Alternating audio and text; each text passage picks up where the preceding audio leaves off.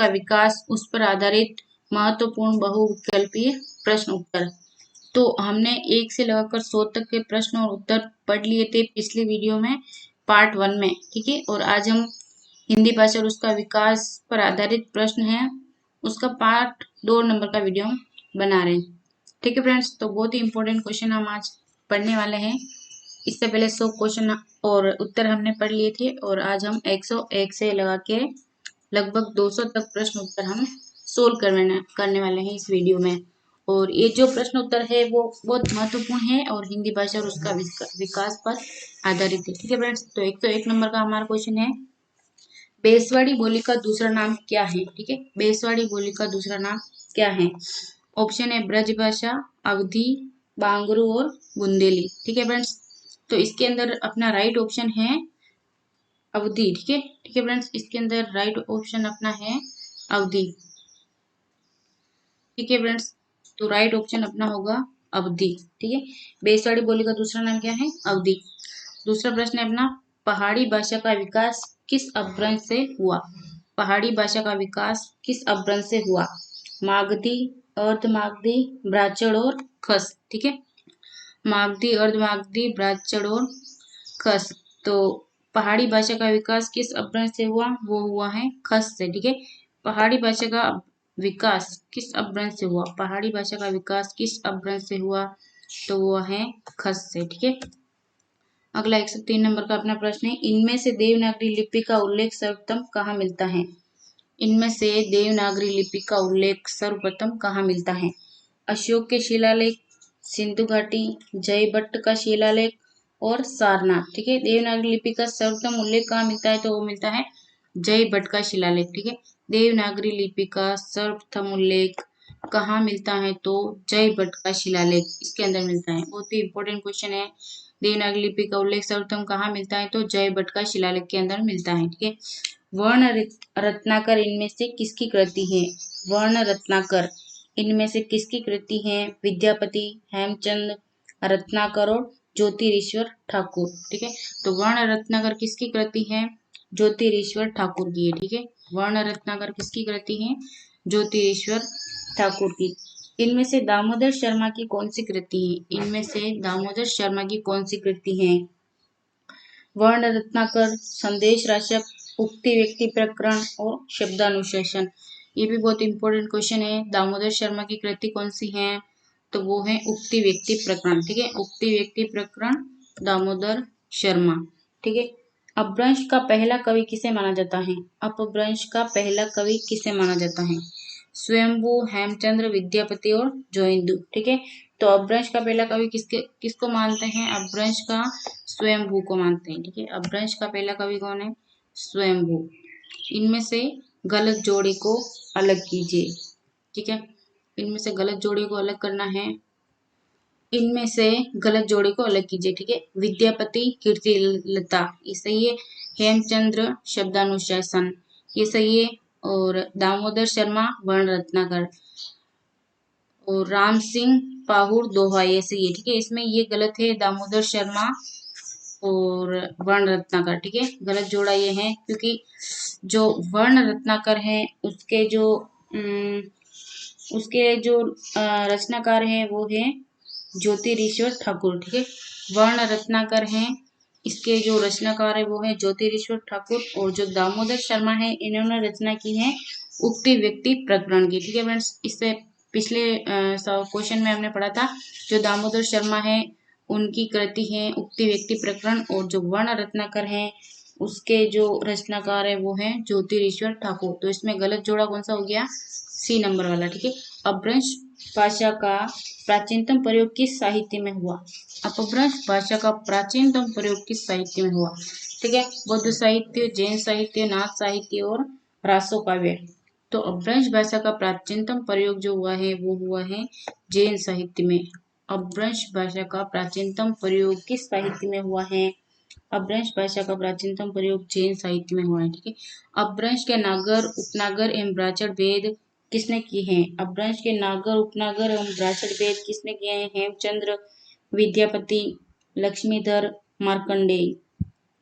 तो अपभ्रंश के नागर, उपनागर और ब्राह्मण भेद जो किए हैं वो किए हैं मार्कंडेय ने, ठीक है। अपभ्रंश के नागर उपनागर ब्राह्मण भेद किसने किए हैं, वो किए हैं मार्कंडेय। इनमें से कौन सी रचना अपभ्रंश का व्याकरण है, इनमें से कौन सी रचना अपभ्रंश का व्याकरण है। वर्ण रत्नाकर, पाहुड़ दोहा, शब्दानुशासन और उक्ति व्यक्ति प्रकरण। तो अपभ्रंश का व्याकरण क्या है, वो है शब्दानुशासन, ठीक है। शब्दानुशासन जो है वो अपभ्रंश का व्याकरण है।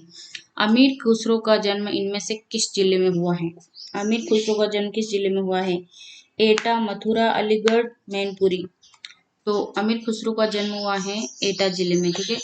अमीर खुसरो का जन्म कौन से जिले में हुआ है, एटा जिले में। अमीर खुसरो का जन्म एटा जिले में, ठीक है। फर्रुखाबाद में बोली जाने वाली बोली का इनमें से, फर्रुखाबाद में जो बोली बोली जाती है उसका क्या नाम है, ब्रज भाषा, अवधी, बुंदेली, कन्नौजी, ठीक है। तो जो फर्रुखाबाद है वहां पे कन्नौजी बोली बोली जाती है, ठीक है। फर्रुखाबाद में कन्नौजी बोली बोली जाती है, फर्रुखाबाद कन्नौजी, ठीक है। चैतन्य महाप्रभु का संबंध इनमें से किस संप्रदाय से है, चैतन्य महाप्रभु का संबंध इनमें से किस संप्रदाय से था, शुद्धाद्वैतवाद, सखी संप्रदाय, गौड़ी संप्रदाय और रुद्र संप्रदाय। तो जो चैतन्य महाप्रभु है उनका संबंध गौड़ी संप्रदाय से है, ठीक है। चैतन्य महाप्रभु का संबंध कौन से संप्रदाय से है, तो वो है गौड़ीय संप्रदाय से, ठीक है। 113 तक हमने पढ़ लिए हैं, अब हम पढ़ेंगे 114 नंबर, ठीक है।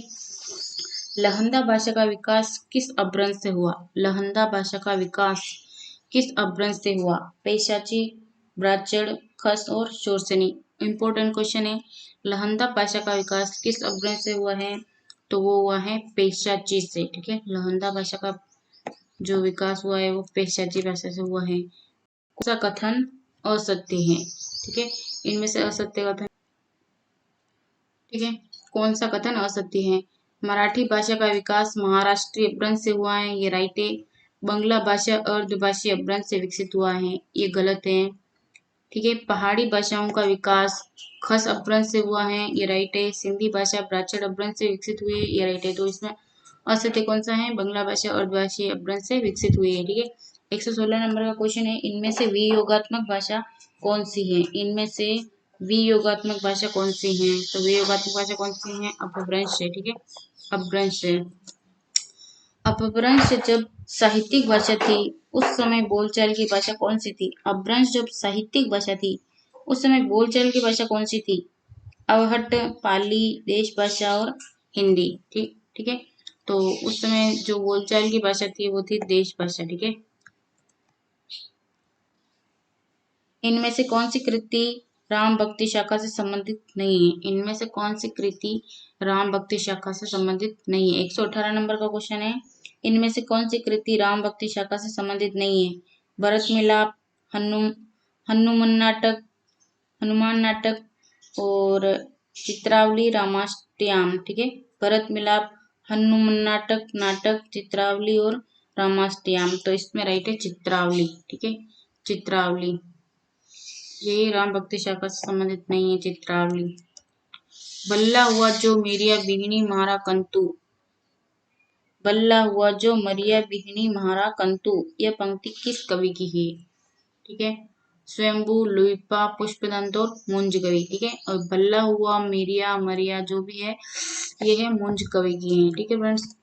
मुंज कवि की ये पंक्ति है, बल्ला हुआ जो मरिया बिघनी महारा कंतु, ठीक है। सही जोड़े को छांटिए। पुष्पदंत भविष्य कथा, भविष्य कहा, तो जो भविष्य कहा है वो धनपाल की रचना है। और स्वयंभू, पहुंचरी, ये भी ये सही है। और राम सिंह शब्दानुशासन, तो जो शब्दानुशासन है वो हेमचंद्र की रचना है। और देवसेन महापुराण ये भी गलत है, तो इसमें राइट ऑप्शन है वो है स्वयंभू पहुंचरी, ठीक है। सत्यवती कथा का रचनाकार इनमें से कौन है, सत्यवती कथा का रचनाकार इनमें से कौन है, उस्मान, ईश्वरदास, रंजन और मंजन, ठीक है। तो सत्यवती कथा का जो रचनाकार है वो है ईश्वरदास, ठीक है। सत्यवती कथा का रचनाकार कौन है, ईश्वरदास। 1540 ईस्वी में अवधी भाषा के किस महाकाव्य की रचना हुई, 1540 ईस्वी में अवधी भाषा की किस महाकाव्य की रचना हुई? रामचरितमानस, पद्मावत, कृष्णायन और मृगावती। तो 1540 ईस्वी में अवधी भाषा में पद्मावत महाकाव्य की रचना हुई है। ठीक है, पद्मावत महाकाव्य की रचना हुई है 1540 ईस्वी में अवधी भाषा में। बहुत इंपॉर्टेंट क्वेश्चन है। ठीक है फ्रेंड्स, इन पुस्तकों के रचना काल को सुमेलित कीजिए। ठीक है फ्रेंड्स, रचना काल को सुमेलित करना है। तो पद्मावत जो है उसका रचना काल है 1540 ईस्वी, ये हमने पढ़ा है अभी। तो पद्मावत है जो 1540 ईस्वी में। ए के अंदर बी राइट है। ठीक है फ्रेंड्स, तो ए के अंदर बी कहाँ लिखा हुआ है? ए में। तो ए वाला ऑप्शन जो है अपना सही हो जाएगा। ठीक है, और मधुमालती कब हुई? वो 1545 ईस्वी। ठीक है, जो पद्मावत है वो 1540 ईस्वी है और मधुमालती 1545 ईस्वी है, और जो मृगावती है वो उसकी रचना हुई है 1503 के अंदर हुई है इसकी रचना, और चंदायन है इसकी 1379 ईस्वी में। ठीक है, तो ए वाला ऑप्शन इसमें हमारा राइट है। इनमें से कौन सी कृति ब्रज भाषा में नहीं लिखी गई है? 124 नंबर क्वेश्चन, इनमें से कौन सी कृति ब्रज भाषा में नहीं लिखी गई है? प्रेम वाटिका, भंवर गीत, मृगावती और सुर सारावली। ठीक है, तो ब्रज भाषा में कौन सी नहीं लिखी गई है? वो है मृगावती। राइट ऑप्शन अपना हो जाएगा मृगावती। ठीक है फ्रेंड्स, मृगावती। 126 नंबर 125 नंबर का क्वेश्चन है अपना, न किस वर्ग का व्यंजन है? ठीक है, न किस वर्ग का व्यंजन है? ओष्ठ, तालव्य, दंत्य और ऊष्मा। तो त, थ, द, न, तो ये है ना दंत्य का है। ठीक है, न किस वर्ग का व्यंजन है? दंत्य का। इंदु पत्र का संपादन किस छायावादी कवि ने किया था? इंदु पत्र का संपादन किस छायावादी कवि ने किया था?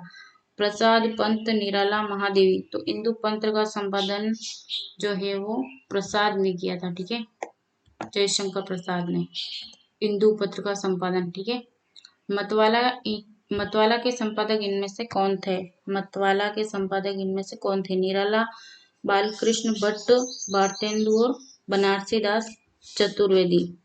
तो मतवाला के संपादक थे निराला। ठीक है, मतवाला के संपादक थे निराला। इंदु के संपादक थे प्रसाद और मतवाला के कौन थे? निराला। सरस्वती पत्रिका का पहला संपादक इनमें से कौन था? सरस्वती पत्रिका का पहला संपादक इनमें से कौन था? रामचंद्र शुक्ल, महावीर प्रसाद द्विवेदी, श्याम सुंदर दास और भारतेंदु बाबा हरिश्चंद्र। तो सरस्वती पत्रिका का पहला संपादक थे श्याम सुंदर दास। ठीक है,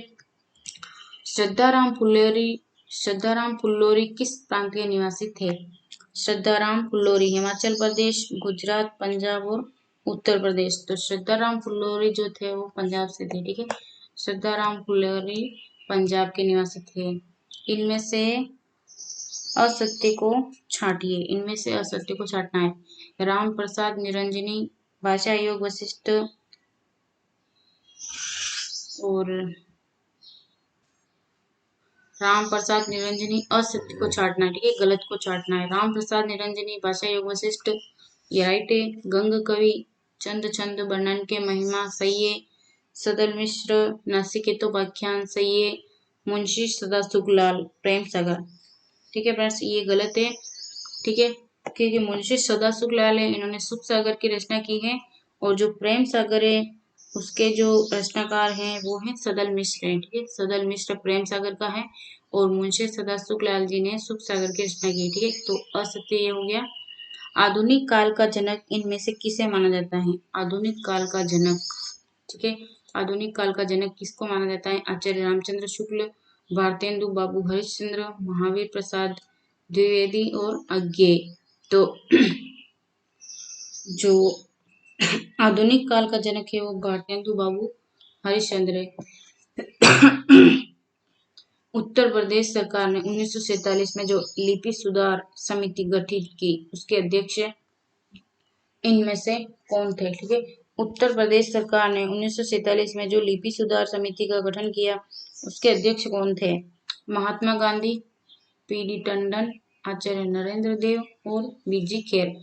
तो उत्तर प्रदेश सरकार ने 1947 में जो सुधार समिति गठित की उसके अध्यक्ष थे आचार्य नरेंद्र देव। ठीक है, आचार्य नरेंद्र देव।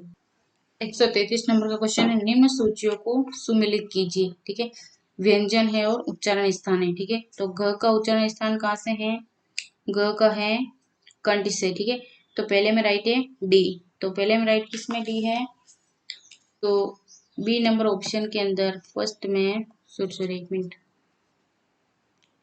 में इसको इरेज कर लेती हूँ। और जो पहला है उसके अंदर डी राइट है और पहला है उसके अंदर डी राइट है, बी नंबर ऑप्शन। ठीक है, तो अपना ऑप्शन राइट हो जाएगा बी नंबर। ठीक है, और दूसरे में ए राइट है। तो जो ध का उच्चारण स्थान है वो दंत है और ल का है अंतस्थ और च का है तालव्य। ठीक है, ये इनके उच्चारण स्थान हो गए। और 134 नंबर का अपना प्रश्न है, इनमें से मानक शुद्ध रूप कौन सा नहीं है? ठीक है, कौन सा जो है वो नहीं है, यानी कौन सा गलत है जो मानक रूप नहीं है? तो 11 सही है अपना।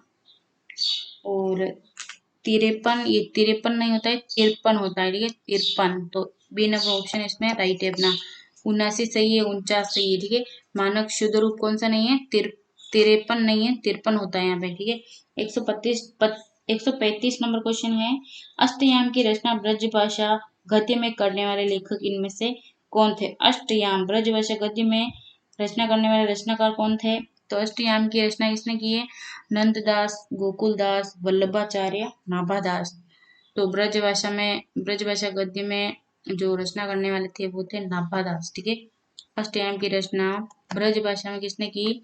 वो की है नाभादास ने। ठीक है, अब 136 नंबर क्वेश्चन अपना है, आर्य समाज की स्थापना कब हुई? आर्य समाज की स्थापना कब हुई? 1850, 1880, 1820 और 1867। तो जो आर्य समाज है उसकी स्थापना हुई 1867 ईस्वी में। ठीक है, 137 नंबर, काशी नागरी प्रचारणी सभा के प्रथम अध्यक्ष कौन थे? काशी नागरी प्रचारणी सभा के प्रथम अध्यक्ष कौन थे? तो काशी नागरी प्रचारणी सभा के प्रथम अध्यक्ष थे महावीर प्रसाद द्विवेदी, बाबू श्याम सुंदर दास, बाबू राधाकृष्णन दास और भारतेंदु बाबू हरिश्चंद्र। तो राइट ऑप्शन है इसमें अपना बाबू राधाकृष्ण दास। ठीक है, काशी नागरी प्रचारणी सभा के प्रथम अध्यक्ष बाबू राधाकृष्णन दास थे। कचहरियों में नागरी भाषा का प्रयोग कब से प्रारंभ हुआ? कचहरियों में नागरी भाषा का प्रयोग कब से प्रारंभ हुआ? 1850 ईस्वी, 1900 ईस्वी, 1920 ईस्वी, 1950 ईस्वी। तो कचहरियों में नागरी भाषा का प्रयोग हुआ है 1900 ईस्वी से प्रयोग प्रारंभ हुआ है। ठीक है, इनमें से किस राज्य की राजधानी हिंदी नहीं है? इनमें से किस राज्य की राजभाषा हिंदी नहीं है? ठीक है, इनमें से किस राज्य की राजभाषा हिंदी नहीं है? जम्मू कश्मीर, उत्तरांचल, छत्तीसगढ़, झारखंड। तो जो जम्मू कश्मीर है उसकी राजभाषा हिंदी नहीं है। ठीक है, जम्मू कश्मीर की राजभाषा हिंदी नहीं है। नागरिक प्रचारणी सभा काशी की स्थापना कब हुई? नागरिक प्रचारणी सभा काशी की स्थापना कब हुई? 1880 ईस्वी, 1850 ईस्वी, 1893 ईस्वी और 1920 ईस्वी। तो नागरिक प्रचारणी सभा काशी की स्थापना हुई 1893 ईस्वी में। ठीक है, व्यापक क्षेत्र में व्यवहृत होने वाली बहुसंख्यक लोगों की भाषा को क्या कहा जाता है? ठीक है, बड़े क्षेत्र पर बोली जाने वाली बहुसंख्यक लोगों की भाषा को कहा जाता है, क्या कहा जाता है? राष्ट्रभाषा, राजभाषा, संपर्क भाषा और मातृभाषा। तो राष्ट्रभाषा कहा जाता है। ठीक है, व्यापक स्तर पर व्यवहार में होने वाली बहुसंख्यक लोगों की भाषा को राष्ट्रभाषा कहते हैं। ठीक है, राजभाषा आयोग का गठन संविधान की किस धारा के अंतर्गत किया गया? राजभाषा आयोग का गठन संविधान की किस भाषा के अंतर्गत किया गया? ठीक है, 142 नंबर क्वेश्चन अपन पढ़ रहे हैं, धारा 343 ईस्वी, धारा 351, धारा 344, धारा 350। ठीक है, तो राजभाषा आयोग का गठन संविधान की धारा 343 ईस्वी में किया गया है। ठीक है, राजभाषा आयोग का गठन संविधान की धारा 344 में किया गया है। ठीक है, राजभाषा आयोग का गठन। ठीक है, राजभाषा आयोग का गठन किसकी अध्यक्षता में किया गया है? राजभाषा आयोग का गठन किसकी अध्यक्षता में किया गया? आचार्य नरेंद्र देव, बीजी खेर, मदन मोहन मालवीय, पीडी टंडन। तो राजभाषा आयोग का गठन बीजी खेर की अध्यक्षता में किया गया है। ठीक है, राजभाषा आयोग का गठन बीजी खेर की अध्यक्षता में किया गया है। कवि वचन सुधा के संपादक इनमें से कौन थे? कवि वचन सुधा के संपादक इनमें से कौन थे? बाबू राधा कृष्ण दास, महावीर प्रसाद द्विवेदी, जयशंकर प्रसाद, भारतेंदु बाबू हरिश्चंद्र। कवि वचन सुधा के संपादक इनमें से कौन थे? वो थे भारतेंदु बाबू हरिश्चंद्र। भारतेंदु बाबू हरिश्चंद्र। ठीक है, 144 में राइट है भारतेंदु बाबू हरिश्चंद्र। बम्बई हिंदी विद्यापीठ की स्थापना कब हुई?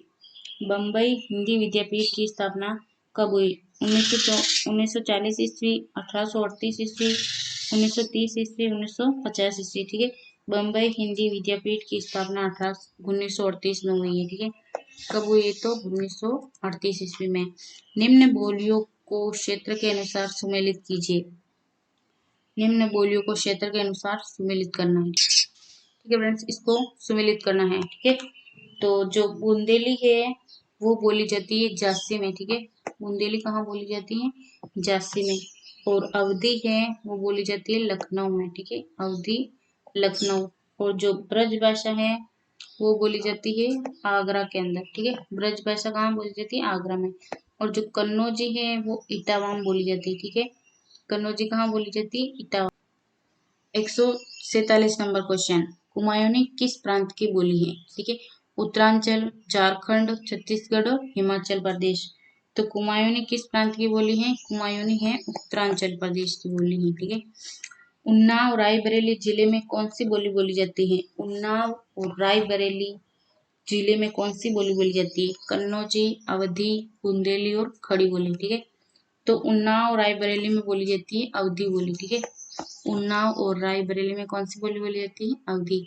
149 नंबर क्वेश्चन, मेरठ, सहारनपुर, बिजनौर किस बोली के क्षेत्र में आते हैं? मेरठ और सहारनपुर।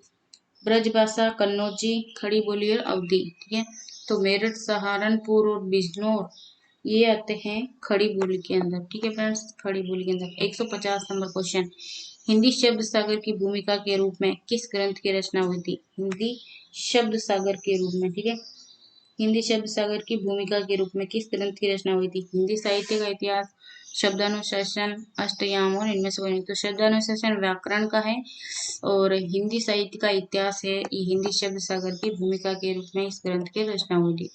ठीक है फ्रेंड्स, आज के लिए बस इतना ही। आज हमने 101 नंबर से लगा के 150 नंबर तक क्वेश्चन पढ़े हैं और इसके थर्ड पार्ट अगले वीडियो में हम पढ़ेंगे 151 से लगाकर 250 तक। ठीक है फ्रेंड्स, 250 प्रश्न हैं और इसके अगले वीडियो में हम 250 नंबर तक प्रश्न उत्तर पढ़ेंगे। ठीक है फ्रेंड्स, 250। ठीक है, 100 प्रश्न और बाकी हैं अपने। बहुत इंपॉर्टेंट क्वेश्चन है और इसको हम इस वीडियो के तीसरे पार्ट के अंदर पढ़ेंगे। आज के लिए बस इतना ही फ्रेंड्स। अगर आपको ये प्रश्न और उत्तर समझ में आए हो, अच्छे लगे हो, यूजफुल लगे हो, तो प्लीज़ वीडियो को लाइक और आपके दोस्तों में शेयर करना और चैनल को सब्सक्राइब करना प्लीज़। ठीक है, ओके, धन्यवाद।